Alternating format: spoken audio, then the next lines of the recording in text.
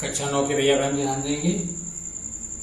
आज मैं नया चैप्टर प्रारंभ कर रहा हूं। आप लोगों की बुक में चैप्टर नंबर 18 है ये, cube, cuboid and right circular cylinder, अर्थात हिंदी में कहेंगे घन, घनाभ और लंब वृत्तीय बेलन।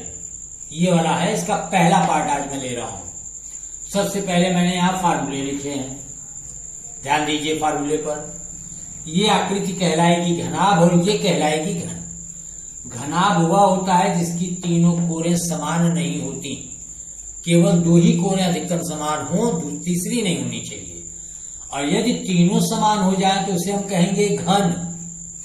घनाभ के लिए भुजाएं एल बी एच मानी गई हैं, जबकि घन के लिए ए और ए। ध्यान दीजिएगा। अब हम फार्मूले पर जाते हैं। घनाभ की कोरें एल बी एच यदि मानी जाए तो घनाभ के लिए ये चार फार्मूले काम करेंगे। पहला फार्मूला देखिए, घनाभ का पृष्ठीय क्षेत्रफल।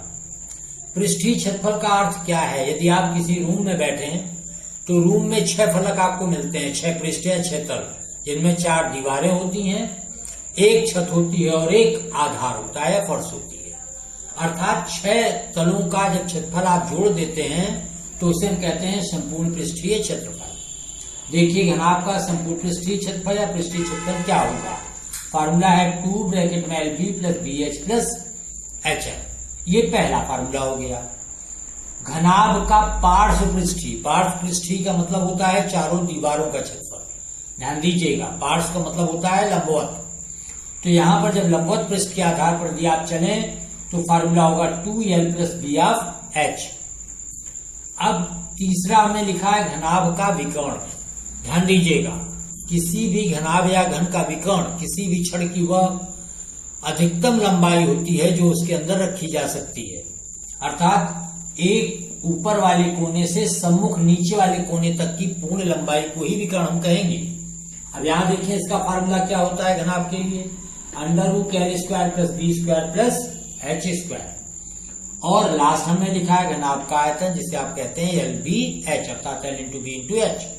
ये 4 फार्मूले घनाभ के लिए हो गए। अब हम घन के लिए प्राप्त करते हैं इन्हीं फार्मूले को। घन के लिए हम एल बी एच की जगह क्या पुट करेंगे? ए रखिए तो घन का पृष्ठीय क्षेत्रफल जब आप इसमें रखोगे तो ए स्क्वायर धन ए स्क्वायर धन ए स्क्वायर 3a स्क्वायर गुना 6a स्क्वायर। तो यहाँ फार्मूला मैंने बना दिया 6a स्क्वायर। चारों दीवारों का क्षेत्रफल जब आप लेंगे तो पार्श्व पृष्ठीय क्षेत्रफल कहेंगे, ये क्या होता है 4a स्क्वायर। घन का विकर्ण a√3, यदि यहाँ a रखें तो अंडर रूट के अंदर 3a स्क्वायर आएगा, जब उसका वर्गमूल निकाल लेंगे तो a√3 बन जाएगा। घन का आयतन हो जाएगा a³। ये आपके फार्मूले हुए। मात्रक के रूप में यदि आप जानना चाहें तो याद रखिएगा, आयतन के लिए घन लगा करके इकाई होगा, विकर्ण के लिए केवल इकाई होगा और पृष्ठीय क्षेत्रफल या क्षेत्रफल के लिए वर्ग इकाई होगा। ये फार्मूले यहां काम करेंगे। अब हम आ जाते हैं अभ्यास प्रश्न पर 18.1। देखिए पहला सवाल, आपको कमरे की नाप दी गई है 10 मीटर, 8 मीटर और 6 मीटर। लिख दिया मैंने। कह रहा अधिकतम लंबाई बताइए छड़ की जो इसके अंदर रखी जा सकती है। अभी मैंने कहा छड़ की लंबाई का मतलब क्या होता है? विकर्ण की लंबाई। यही हमारी छड़ की लंबाई कहलाती है। अर्थात छड़ की लंबाई बराबर कमरे का विकर्ण। कमरे का विकर्ण अब यहां पर आ गया। अब कमरे का विकर्ण जब आपने ले लिया तो फार्मूला क्या हो गया? √l² plus B square plus H square. अतः छड़ की लंबाई क्या होगी? वैल्यू पुट कीजिए। एलबीएच आपका 10, 8 और 6 था, अर्थात 10 × 100, 8 × 64, 6 × 36। जोड़िए √200, सॉल्व कर दीजिए 10√2 मीटर। ये छड़ की अधिकतम लंबाई हो गई। अब आ जाइए क्वेश्चन नंबर 2 में। हमने भुजाएं क्या मानी है कि लंबाई l है, चौड़ाई b है और ऊंचाई h है।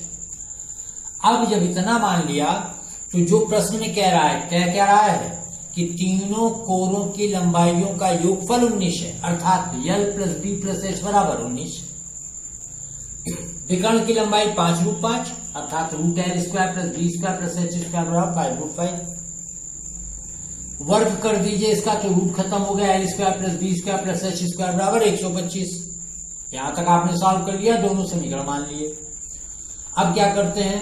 समीकरण 1 के दोनों पक्षों का वर्ग कर दीजिए। जब आप वर्ग करेंगे तो यहाँ हो जाएगा a plus B plus C का होल स्क्वायर का फार्मूला लगाइए तो L square plus B square plus H square plus 2 bracket में L B plus B H plus H L, और दाहिनी ओर 19 का स्क्वायर आ गया 361।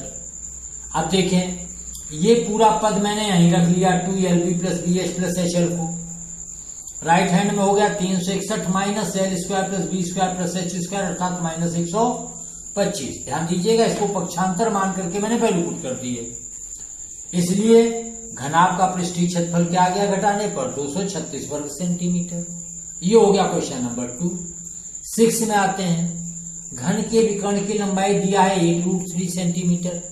विकर्ण का फार्मूला लगाइए तो a√3 बराबर 8√3, √3 कट जाएगा तो ये का मान क्या आ गया 8। जब भुजा आ गई तो घन का पृष्ठीय क्षेत्र लगाइए 6a स्क्वायर बराबर 6 गुणे 8 का स्क्वायर 6 गुणे 64 बराबर 384 वर्ग सेंटीमीटर। ये आपका आंसर हो गया, ये किसका 6वें वाले का। इसी तरह से दूसरे वाले का आंसर आपने यहाँ निकाला है 236, ये बुक में 286 लिखा है, गलत है, उसको ध्यान दीजिएगा।